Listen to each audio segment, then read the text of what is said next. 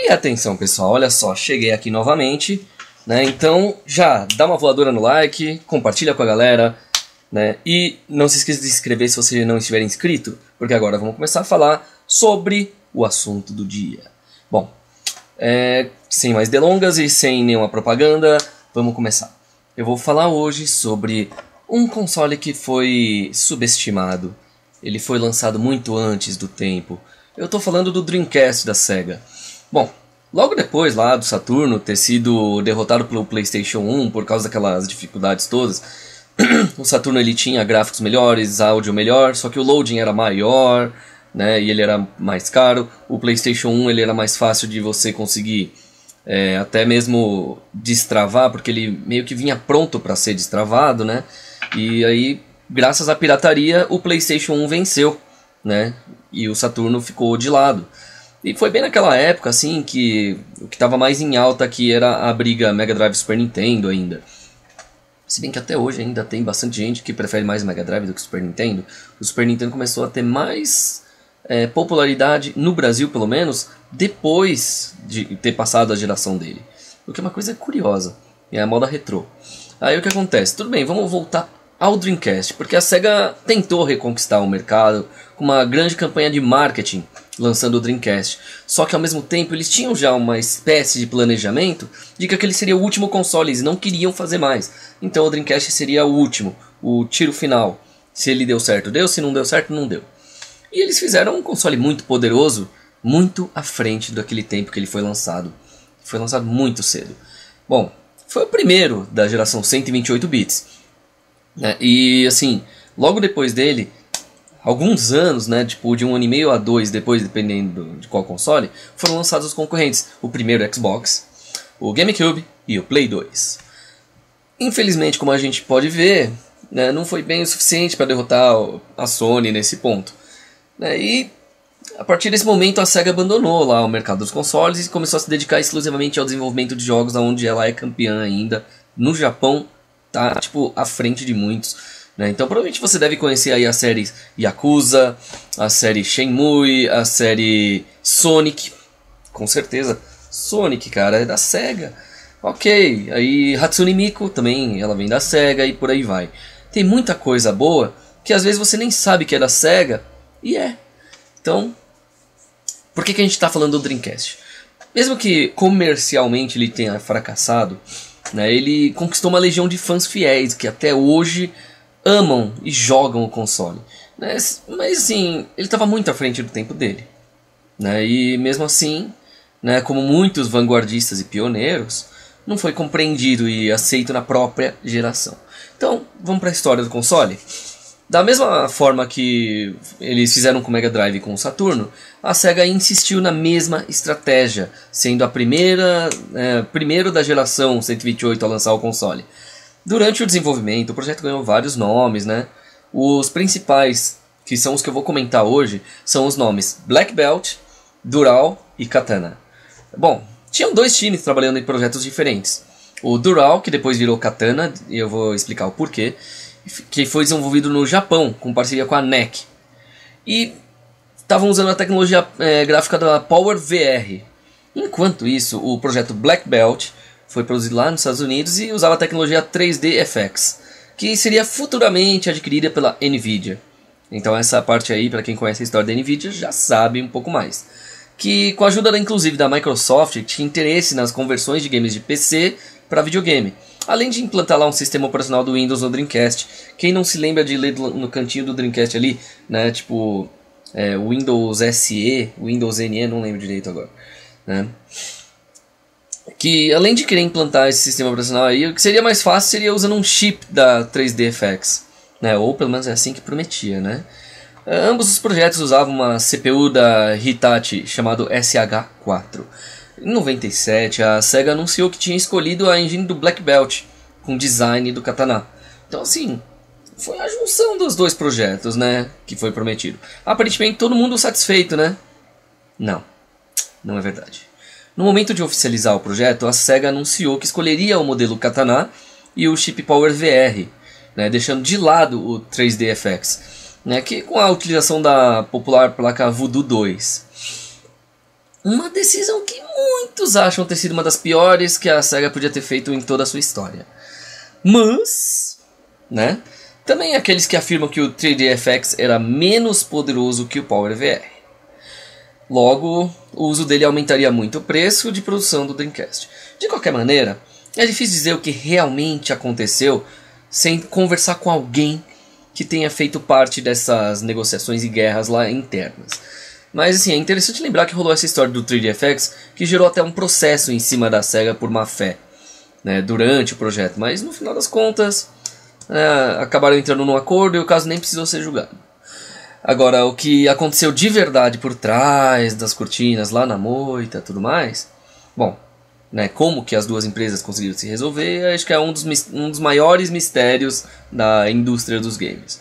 Bom, o fato da SEGA ter escolhido o Black Belt pode não ter rendido um processo, mas mesmo assim não saiu barato, porque custou a parceria da Electronic Arts, a famosa EA, né, que sim, a mesma EA que produz lá diversos produtos exclusivos para a Microsoft e possui uma plataforma de jogos chamada Origin para PC.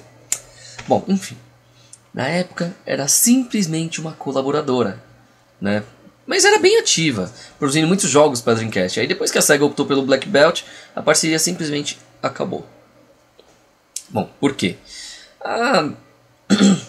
Se a gente for parar para pensar, a EA desde aquela época não era nada boba, né? Tinha investido no 3DFX e assim que ela soube que a SEGA ia usar outro chip, ela pôs fim nessa parceria, lógico. Né? Mas esse não foi o único motivo que levou a EA a tomar essa decisão aí. Acontece que a SEGA, né, também queria contratos de exclusividade para os jogos de esporte da 2K, que era a produtora concorrente da Electronic Arts. Então, dizem que a não colaboração da EA junto com a Konami e a Square também, né, foi mais um dos motivos que levou o Dreamcast a fracassar em pouco tempo. Então logo, não sei se por motivos legais ou outra coisa, mudaram o nome da tecnologia de Black Belt para Katana. Então, em 98 aí, finalmente foi lançado aquele que nós conhecemos hoje como Dreamcast. Né? Lembrando que o console da SEGA chegou ao mercado lá 15 meses antes do Play 2 e 2 anos antes do GameCube e do primeiro Xbox.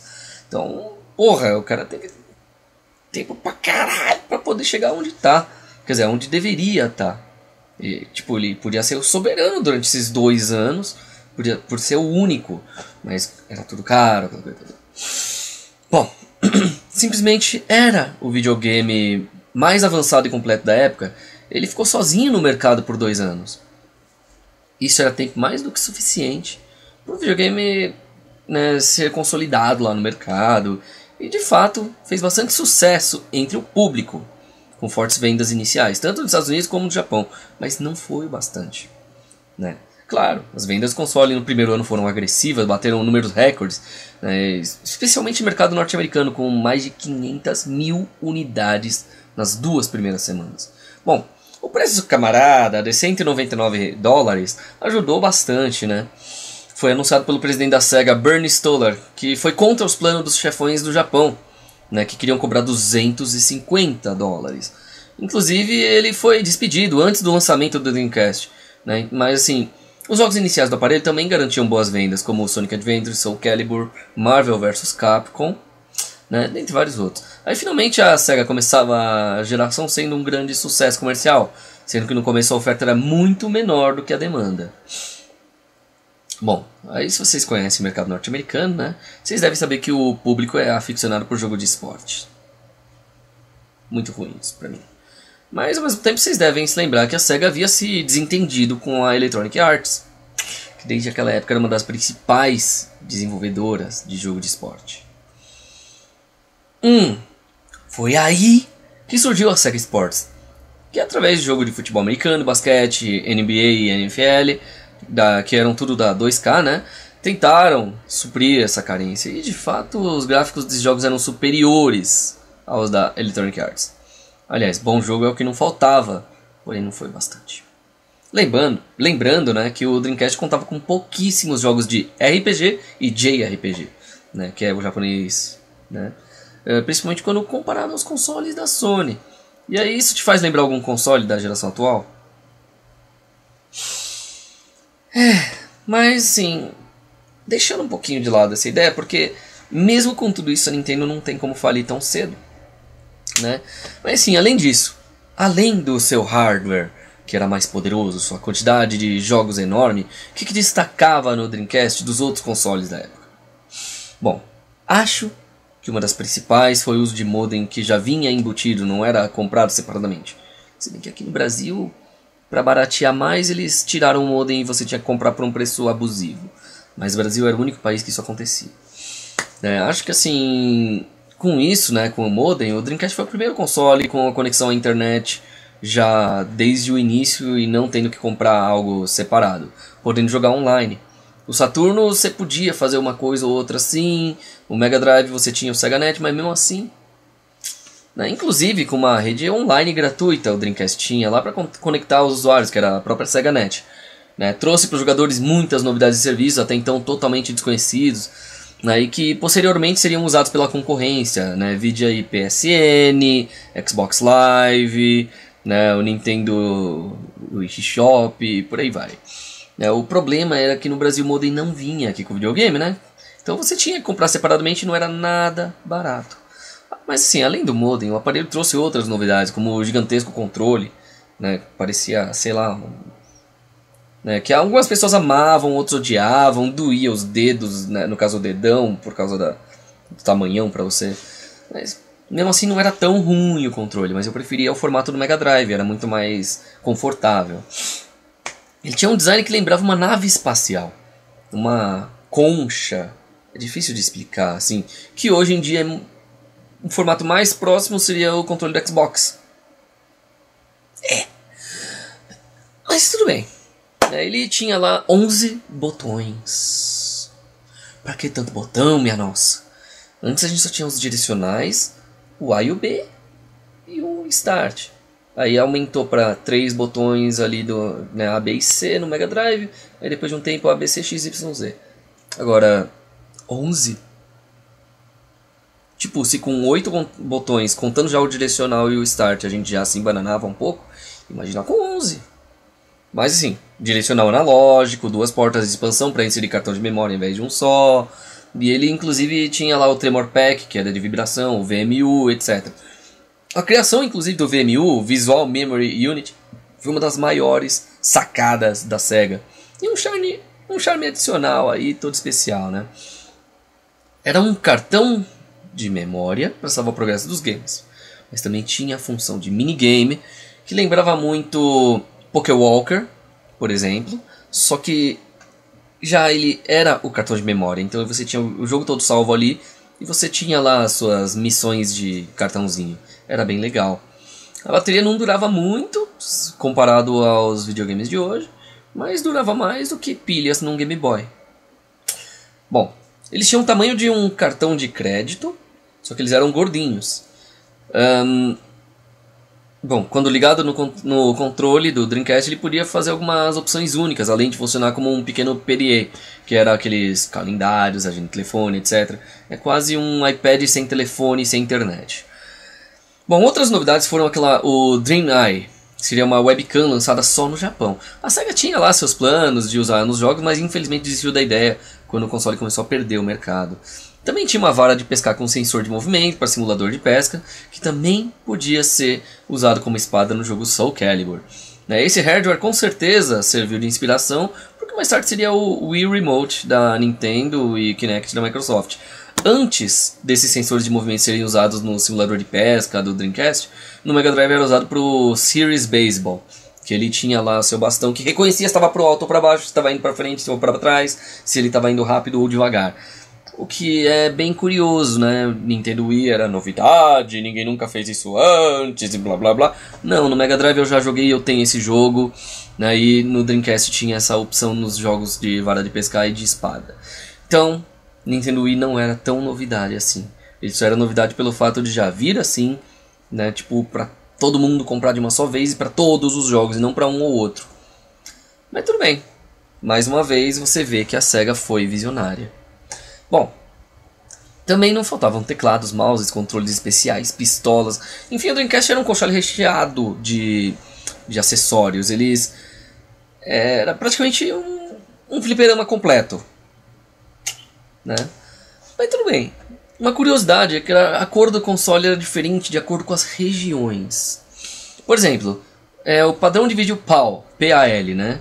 Que a logo era azul, que é a mesma que foi usada pela Tectoy aqui quando lançou no Brasil. Enquanto na Alemanha, para evitar disputas comerciais com a empresa Tivola, que já usava uma espiral laranja em logomarca, o logo também era azul. Na América do Norte era vermelha, enquanto no Japão e no resto da Ásia era espiral laranja. Então é uma coisa curiosa, né? Depois procura pela Tivola, né? Que é uma outra empresa, né? Que usava justamente um logo bem parecido.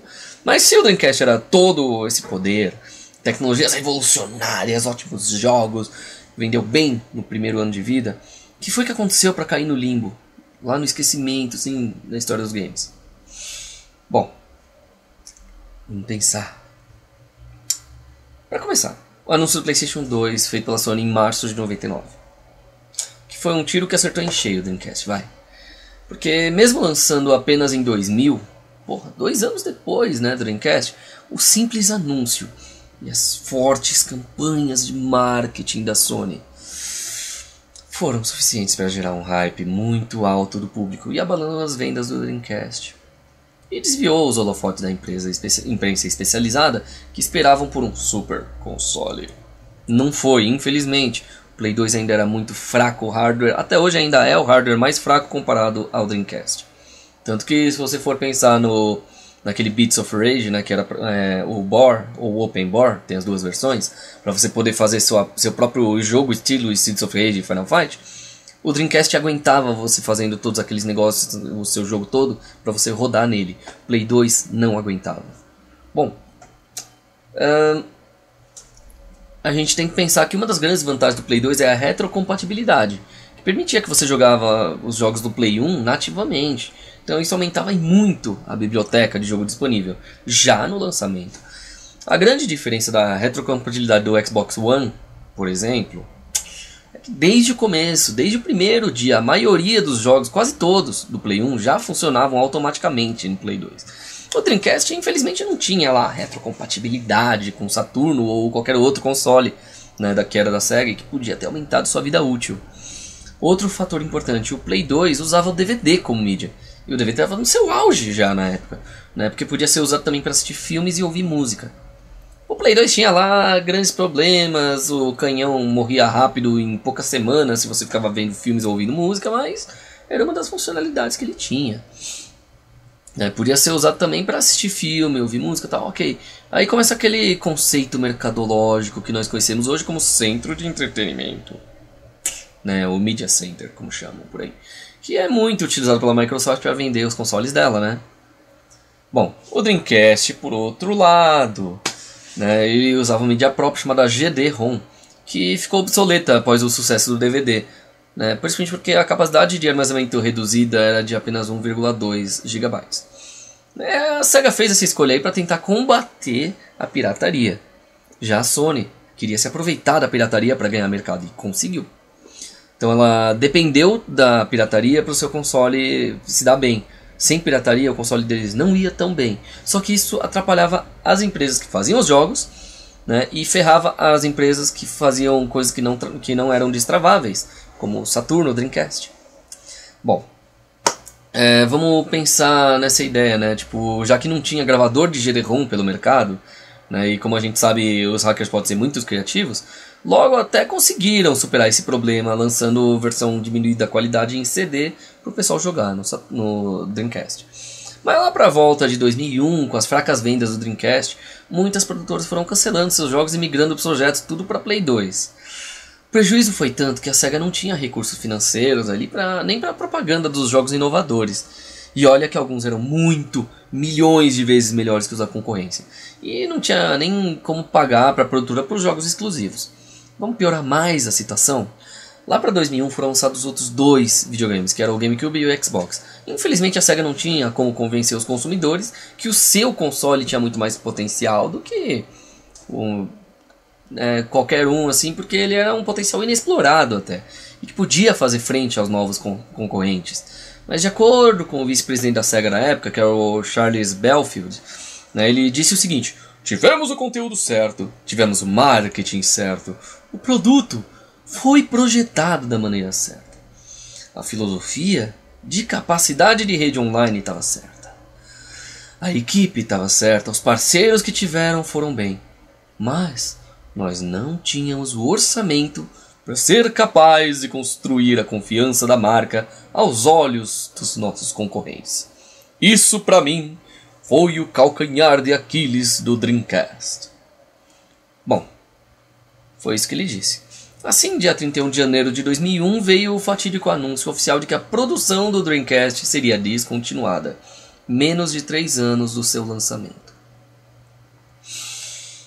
Bom, pela terceira vez, a SEGA estava abandonando um videogame antes do tempo, deixando fãs e desenvolvedores na mão porque, sim, ainda tinha mais ou menos 60 jogos programados para serem lançados nele. E essa seria a última vez, já que junto já veio a notícia de que a empresa não produziria mais nenhum console.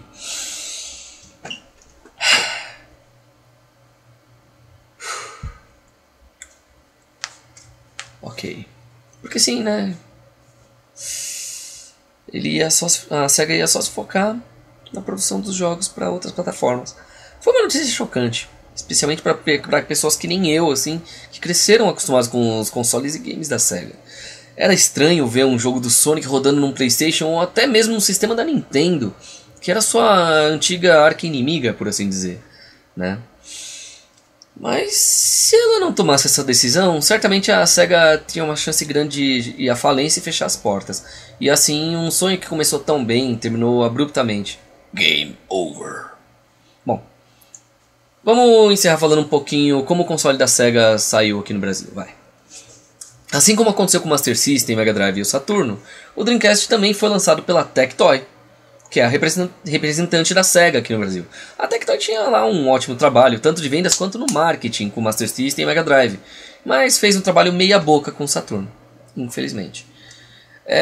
De qualquer maneira, lá os brasileiros não tiveram que esperar muito, né? Em outubro de 99, um mês depois do lançamento nos Estados Unidos, né, o Dreamcast chegou nas terras do Piniquim, mas ele estava custando R$1.000.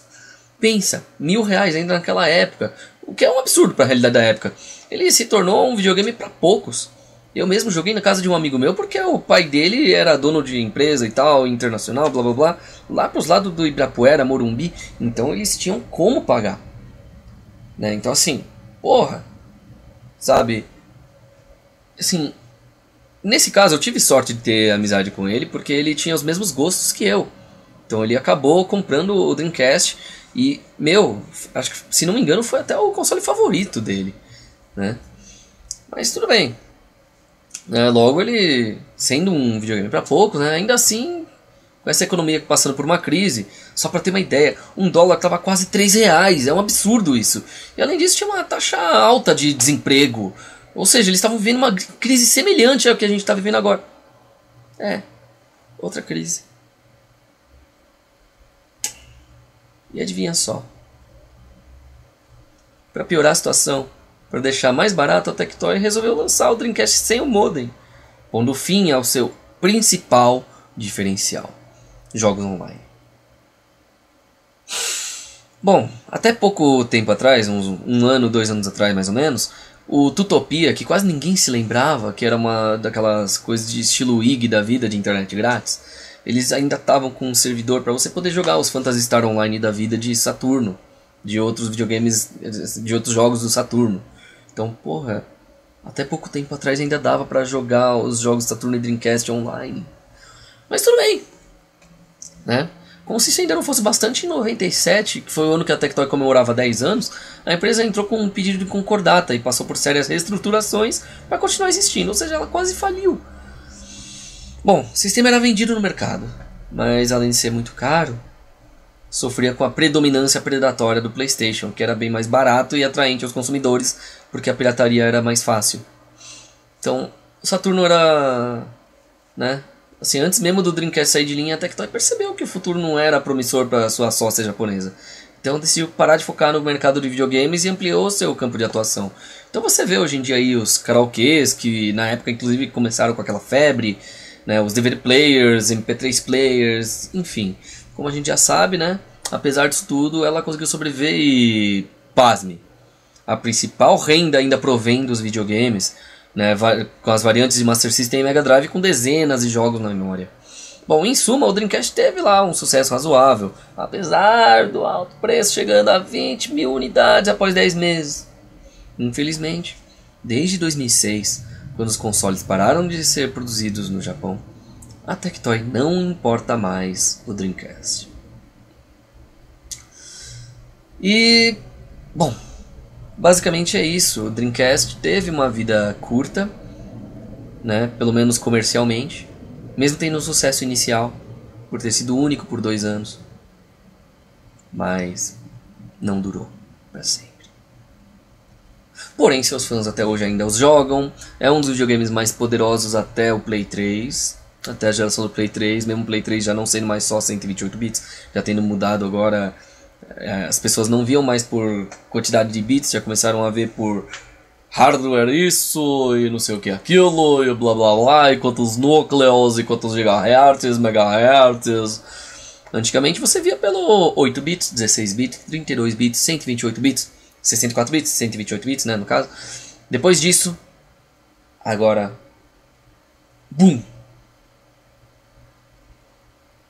Então, ainda tem muita gente que espera pela Sega por um novo Dreamcast 2. Quem sabe? Bom, a Tectoy tem lá seu novo Mega Drive aí, com suas 10 mil unidades. Eu acredito que se eles venderem essas 10 mil, eles vão lançar um segundo lote de mais 10 mil. E eu não duvido que se eles venderem isso, todos os 20 mil unidades, talvez eles acabem resolvendo aí, sei lá, relançar o Saturno com peças de época, ou então um Dreamcast com as peças de época. Pô, seria mágico, ainda mais com um preço mais acessível hoje em dia, se for parar pra pensar. Porque, né, convenhamos, o preço que foi lançado naquela época foi muito caro, mas hoje eles teriam condições de lançar. Então eu recomendaria que a galera colecionadora, assim, que gosta de uma coisa boa, que dê pra comprar fitas mesmo, compre esse novo Mega Drive. Compra mesmo, não tem medo. Ele tem uma ou outra falha, assim, porque ele tem algumas peças do hardware que não existem mais para venda, que só tinha no Mega Drive original antigo, mas ele tem também aquela entrada para micro SD para você aumentar, colocar jogos que você não encontra em lugar nenhum, baixar em ROM mesmo e colocar ali. Sabe, a Tectoy deixou essa pequena oportunidade de conhecermos jogos que não vieram para o Brasil de jeito nenhum, nem por importação você conseguia. Então você pode baixar pelas ROMs mesmo. Às vezes é um jogo que só existe 10 unidades no mundo, mas você encontra a ROM, você vai poder jogar. Então assim, qual que é a grande sacada no ponto do micro SD? Não é a pirataria. Sempre vai ter as bestas que vão querer pensar na pirataria. Mas acontece que fita de Mega Drive, hoje em dia, elas são super valorizadas, sim, né? Porque tem fitas que mesmo para colecionador são ótimas, mas não valeriam mais do que 20, 30 reais, ou até mais do que 5 reais. Tem fitas que o pessoal cobra aí 300 reais e ela não vale um centavo. Então assim, tinham jogos lá, até os jogos ruins eram bons para Mega Drive, isso que é curioso. Naquela época, todo tipo de jogo valia a pena jogar porque eram inovadores, porque era criatividade, por causa da limitação de hardwares de época. Hoje em dia, não tem tanta limitação e o pessoal vai lá e não usa nem 10, 20% da capacidade dos aparelhos e já vai para o próximo aparelho, mesmo durando 10 anos. Então, eu acho que tipo as pessoas precisam se conscientizar mais sobre os videogames, né? Sobre suas capacidades e sobre o tempo de vida até ir para o próximo e sobre o que poderia ser feito com seus jogos. Eu tô vendo muito mais jogo indie com qualidade superior aos AAAs que as grandes empresas estão lançando. Então, por mim isso é uma coisa boa e ruim ao mesmo tempo por 2 motivos. Vamos parar pra pensar. Por que é bom? Porque galera independente que não tem aquela puta grana vai poder lançar seus jogos, de repente conseguir vender bem para poder virar uma dessas empresas grandes. Enquanto isso, as empresas que são grandes já, elas vendo que seu lucro está caindo, eles vão começar a tentar melhorar, tentar otimizar isso. Então assim, gastar certo na quantidade certa. Às vezes colocar um pouquinho mais de investimento, quem sabe dá mais certo também. Bom, essa é a minha opinião, essa é a história do Dreamcast, pelo menos da parte que eu conheço. E a Tectoy tem meu apoio, né? Se eu pudesse eu teria comprado já o novo Mega Drive, eu não pude por falta de dinheiro. Mas eu ainda pretendo ter esse novo Mega Drive da Tectoy. Pra se unir aos meus outros 12 Mega Drives que eu tenho. Alguns da Tectoy, alguns da Sega do Japão, outros da Sega dos Estados Unidos e um europeu. E é isso aí, galerinha. Se inscreve aí, curte, compartilha. Se você gostou, compartilha com seus amigos, familiares, ETs, cangurus, animais de estimação, família, namorada, namorado, né, poliamores e por aí vai. Se você não gostou, compartilha com seus inimigos, que também dá na mesma, porque todo mundo precisa conhecer um pouquinho dessa história que aconteceu com os videogames no mundo. Hoje foi o Dreamcast. E se você quiser saber mais sobre algum outro aparelho, comenta aí na descrição, pode ser que ele seja um dos próximos comentados aqui. Eu espero que tenham gostado. Se inscreve, curte, compartilha e até a próxima. Falou!